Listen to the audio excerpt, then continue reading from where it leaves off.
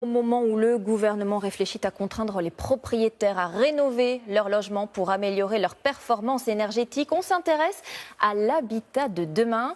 À Strasbourg, on est en train de construire un immeuble unique en Europe, une tour d'habitation qui produira plus d'énergie qu'elle en consommera. Anthony Joly nous dira dans un instant quelles sont les autres solutions pour rendre nos maisons moins gourmandes. D'abord, découvrons cette tour économe avec Angélique Etienne et Emmanuel Deschler.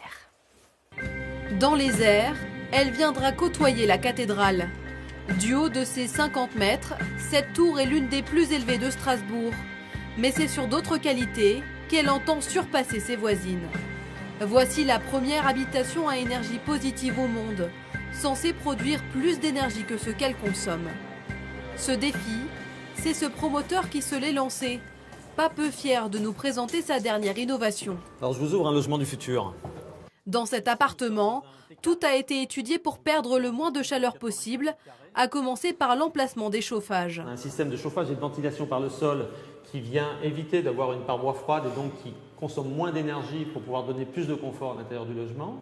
De grandes baies vitrées, souvent synonymes de perte de chaleur. Dans cet immeuble pourtant, elles se transforment en point fort grâce à leur double fonction. Pour éviter de dépenser de l'argent inutilement, d'avoir un grand balcon, un grand séjour, là on a un très grand espace qui fait à la fois balcon et séjour et vous allez le découvrir avec moi. Chaque mètre carré a donc été optimisé, comme avec ces panneaux solaires qui font également office de pare-soleil. Il y en a 1400 mètres carrés sur tout l'immeuble. C'est l'énergie principale de chaque appartement. Cette énergie renouvelable, elle compense le chauffage, l'eau chaude sanitaire, l'éclairage, la ventilation, mais également l'ensemble des biens d'équipement du ménage. Pour le futur habitant, la promesse est d'avoir une facture approchant les 0 €. Un logement autonome en énergie, à condition d'adopter les bons gestes soufflés par cet assistant numérique. Vous voyez, quand on est parti à midi, qu'on avait laissé ces stores fermés et qu'il y a de la lumière naturelle ou des apports gratuits qui sont là, vous partez dans votre bureau, vous ne bénéficiez pas de ça. Le coach digital peut vous envoyer une petite information sur votre smartphone.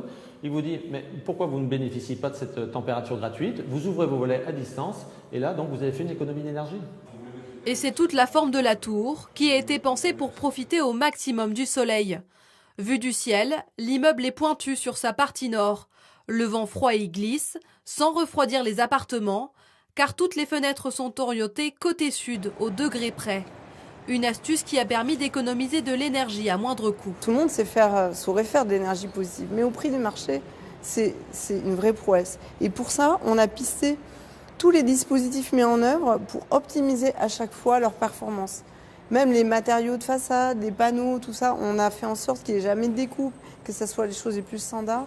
Pour arriver à 1400 € du mètre carré, un prix de construction équivalent à celui d'un immeuble d'habitation classique. 66 logements seront proposés à la location. Karine Galigani espère faire partie des heureux élus et économiser sur sa facture. La promesse était de 80 € à l'année. Pour moi, c'est complètement dingue, quoi. C'est ce que je paye par mois. Donc, c'est effectivement très intéressant et j'aimerais relever le challenge. Un challenge car seule la bonne volonté de chacun des locataires pourra permettre à cet immeuble de tenir ses promesses et de faire de ses habitants des pionniers. Et comme nous